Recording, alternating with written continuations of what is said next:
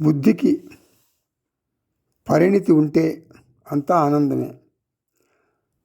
బుద్ధి తన అంచనాలకు అనుగుణంగా వ్యక్తులు ప్రవర్తిస్తున్నారా లేదా అని తరచూ పరిశీలించుకుంటూ ఉంటుంది. బుద్ధి అంగీకారం, తిరస్కారం తన నిబంధనలను బట్టి చేస్తుంది.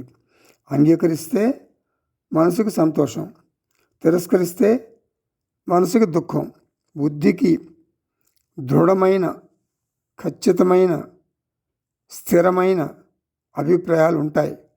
అందుకని నిరంతరం రాగద్వేషాలు, కోపతాపాలు, సుఖదుఖాలు నడుస్తూనే ఉంటాయి.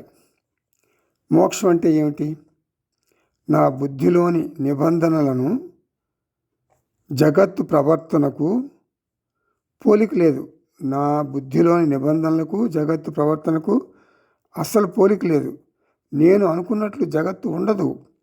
బుద్ధిలో నిబంధనలు ఎప్పుడూ ఉంటాయి.